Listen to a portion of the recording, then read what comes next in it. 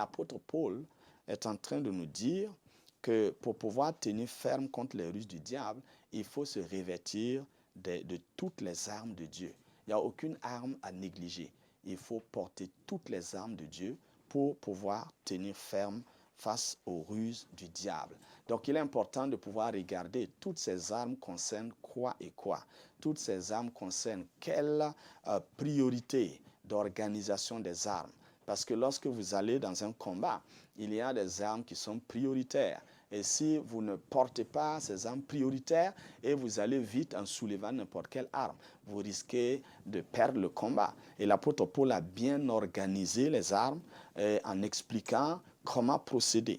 Avant, n'est-ce pas, d'organiser ces armes-là, il montre en fait que le monde des ténèbres est organisé. Et comme le monde des ténèbres est bien organisé, bien structuré, bien hiérarchisé, celui qui part au combat doit aussi savoir qu'il doit être bien structuré dans ce qu'il fait. Il doit savoir ranger les priorités.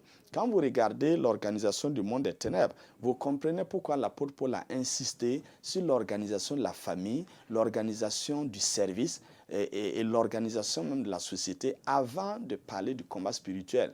Parce que si vous êtes un peuple désordonné et vous croyez que vous allez pouvoir vaincre un peuple structuré, organisé, ce sera peine perdue.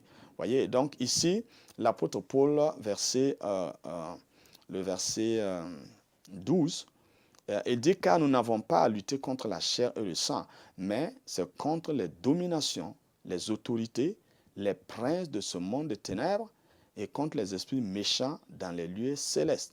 Donc eux aussi ils sont organisés par grade, ils sont rangés parce que Satan est le principal qui commande tout le reste et en bas de Satan maintenant, on a d'autres esprits méchants organisés en commençant par les lieux célestes parce que, comme on le sait, Satan siège dans le deuxième ciel.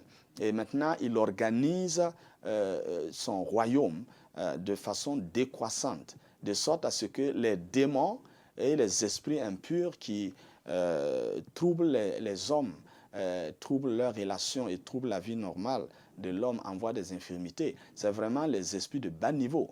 Sinon, les autres esprits sont encore élevés. Et de sorte que dans une ville, par exemple, vous allez avoir un esprit qui attaque votre vie et un autre esprit qui contrôle votre quartier. Et l'esprit qui attaque votre vie rend compte à l'esprit qui contrôle votre quartier.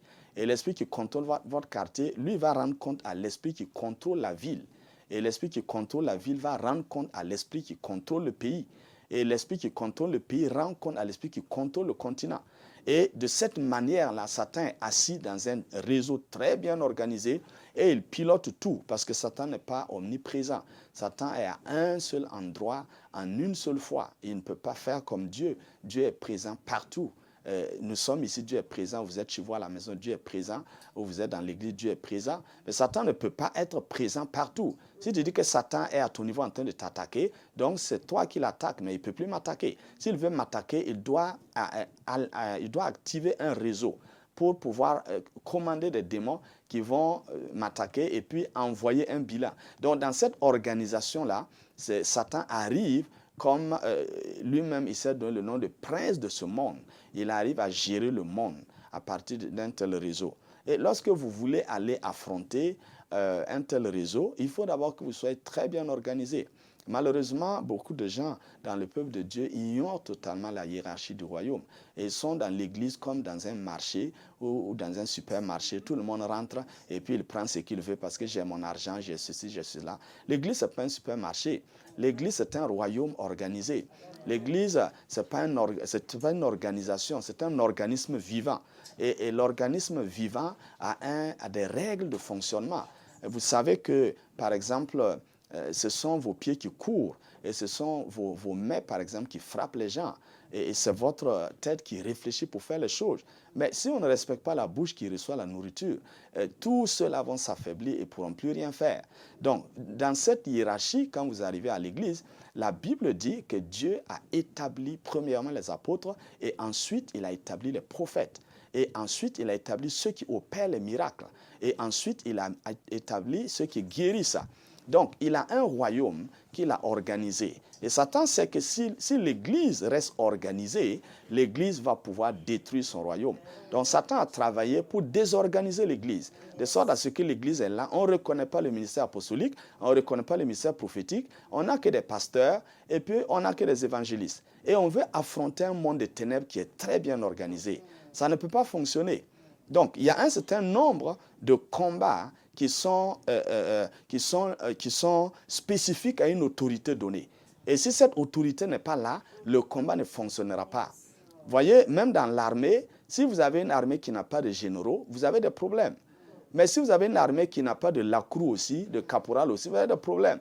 Parce que les généraux qui vont à la guerre, là, ce n'est pas un bon signe. Les généraux doivent être assis en train de tracer les tactiques, les plans et tout. Et puis ils envoient maintenant les lacrous, les caporaux, les commandos, tout ça, qui vont sur le terrain, qui sont opérationnels. Vous voyez? Donc, il y a un certain nombre de choses qui doivent être restructurées dans l'Église pour que l'Église soit bien ordonnée. Sinon, si l'Église est désordonnée, Satan, il n'a plus beaucoup d'efforts à faire.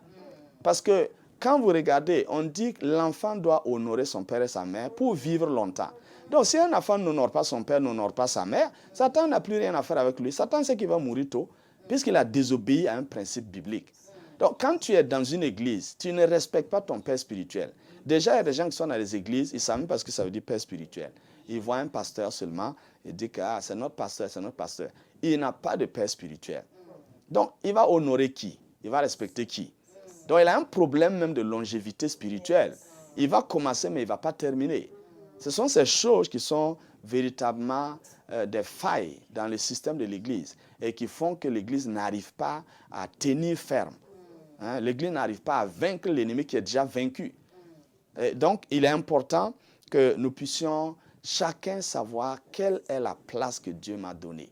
Et quand on arrive dans une assemblée, il faut respecter le droit d'aînesse.